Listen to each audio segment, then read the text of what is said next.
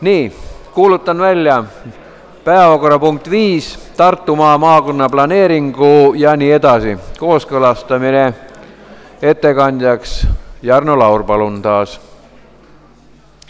Auväärt volikogu,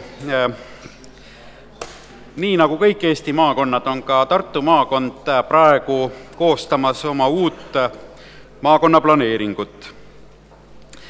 See talgutöö algatati valitsuse korraldusega 2013. aastal ja nüüd siis kolmandat aastat see protsess käib, on jõudnud läbi eskiisi, arutelude ja avalikustamise, põhilahenduse vastuvõtmise ja avalikustamiseni ja täna on siis otsustusjärg kohalike omavalitsuste käes, kes peavad selle lahenduse kas kooskõlastama või mitte kooskõlastama.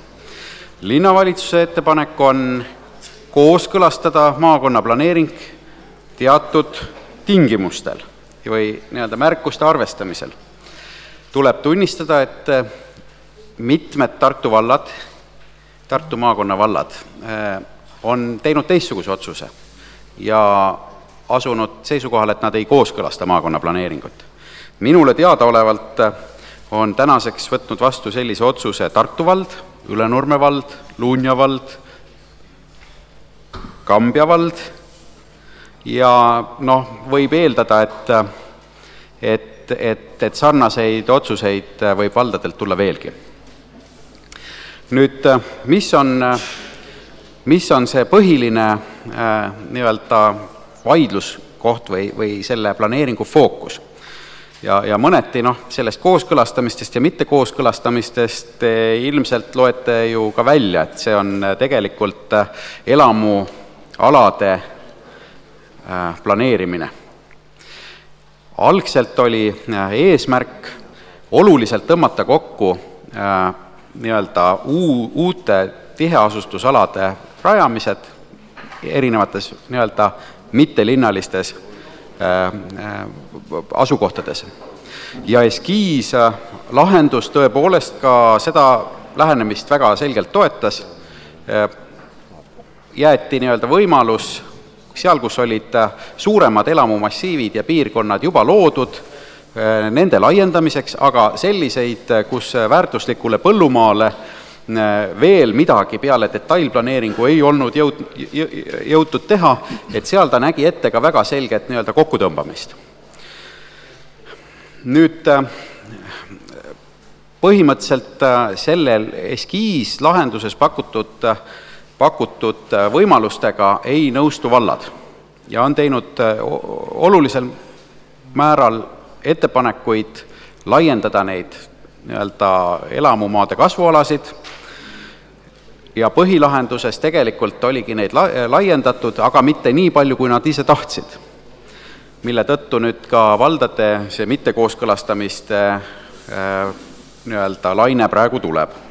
Tartu linnale iseenesest, ja seda me ka oma kooskõlastuskirjas ütleme, tegelikult sobis kõige paremini eskiislahenduses antud kestlik kasvu variant, mis põhimõtteliselt ühtis ka meie linnalise arengustsenaariumiga, mis tähendas seda, et circa pool uutest elamutest tuleb juurde Tartusse kui linna ja pool väljapoole Tartut olevatesse tihe asumitesse.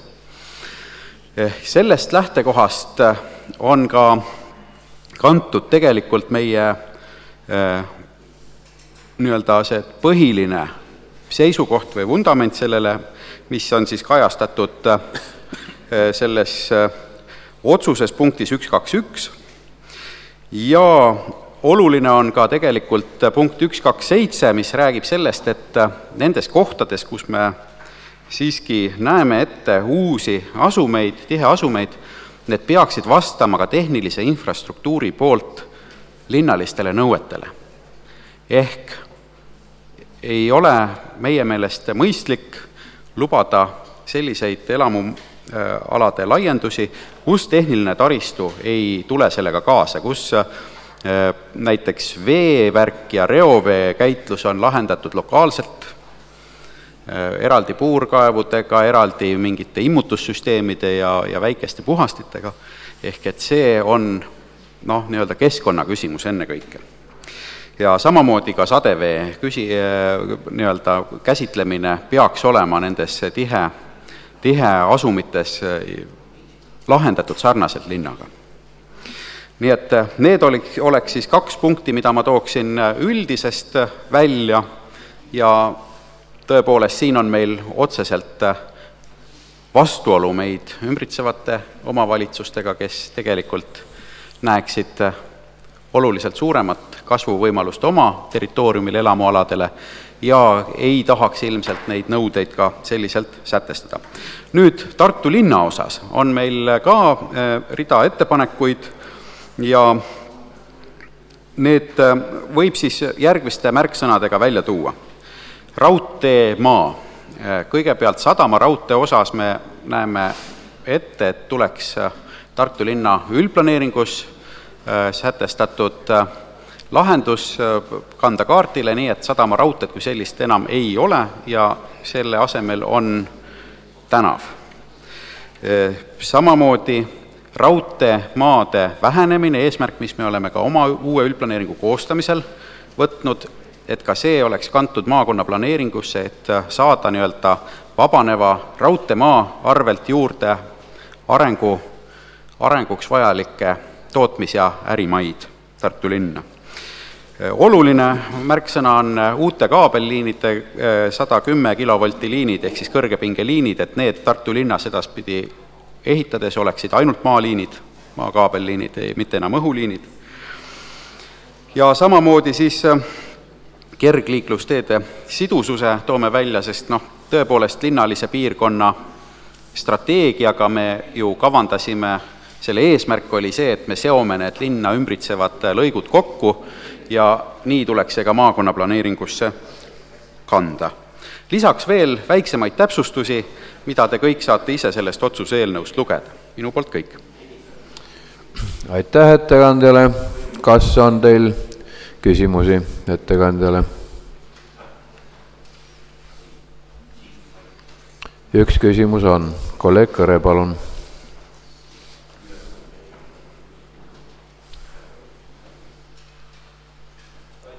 Mul on küsimus nende eluasemete 50%, 50% proportsiooni nagu elluviimise kohta. Et me võime me esitame selle ettepaneku, eks ole, nii, ja see ettepanek võib mingil moel siis seal planeeringus ka kajastada, eks ole, selle 150-200 eluruumi asemel linnas tuleb siis 200-250 või mis ta on ja sama number siis selle eeslinna kohta, eks ole, nii. Aga milline on nende numbrite sisuline mõju ikkagi olukorras, kus need samad vallad ei kooskõlasta seda planeeringut, eks ole? Tegelikult on olemas päris paljudes kohtades ikkagi need valdade üldplaneeringud, eks ole, mida see maakonna üldplaneering minu arust ei muuda, eks ole. Et mis sisuline jõud sellel meie numbril on?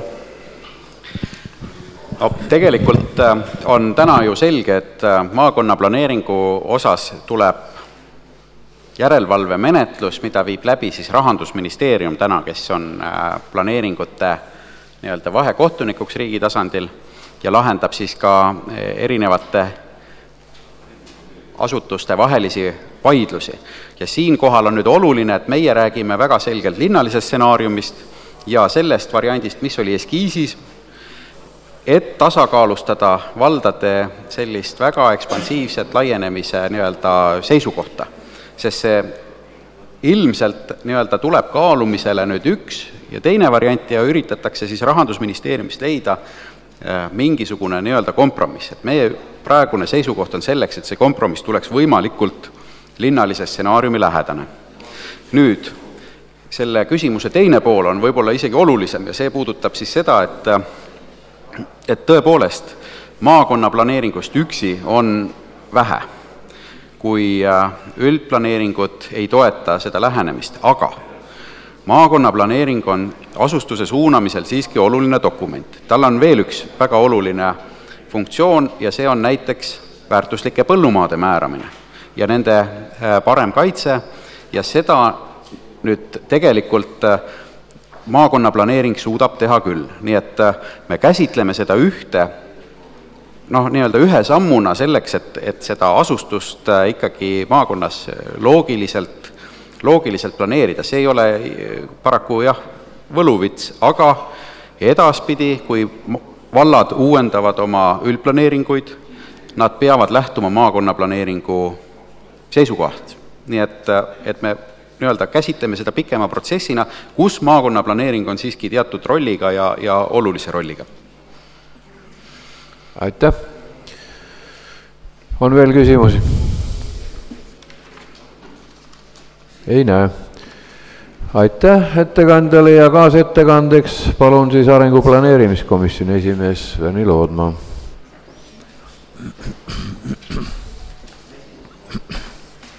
Tänud esimees Šokman ja head volikogu liikmed.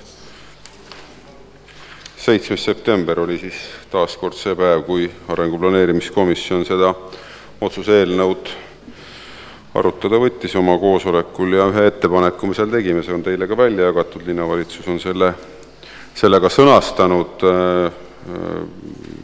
selles mõttes, mis komisjon tegi ja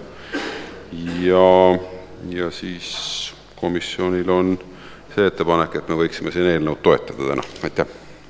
Aitäh! Kas on küsimusi kaasettekandjale? Ei näe. Sõnavõtusoove laekunud ei ole. Repliigisoove? Ei, siiski. Kadri, palun. Repliik. Jah, et Tartu linna poolt selline käitumine on ainuvõimalik. Saamegi näha, kuidas siis Rahandusministeerium üleriigilise planeeringu eesmärke suudab maksma panna. Aitäh! Kas on veel repliigi soove? Ei näe. Lõppsõna. Ettekandja ei soovi. Kaasettekandja ei soovi. Fraktsioonid ei näe sellist soovi. Panen hääletusele, kes on seda meelt, et see eelnõu... panite ikka tähele, et linnavalitsus on teinud siin ühe parandusettepanek. See peaks olema vist komisjoni ettepanekul tulnud, aga nii või teisiti panite tähele. 131 pean ette lugema või... See on olemas teil. Kas hääletame eraldi või hääletame koos? Koos. Eelnõu koos parandusega. Kes on seda meelt, et see otsus vastavalt siis selle parandusega vastu võtta? Palun käega märku anda.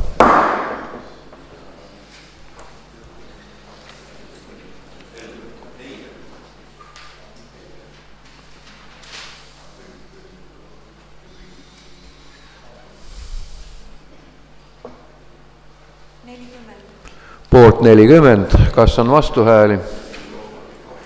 Ei ole. Seega on otsus vastu võetud.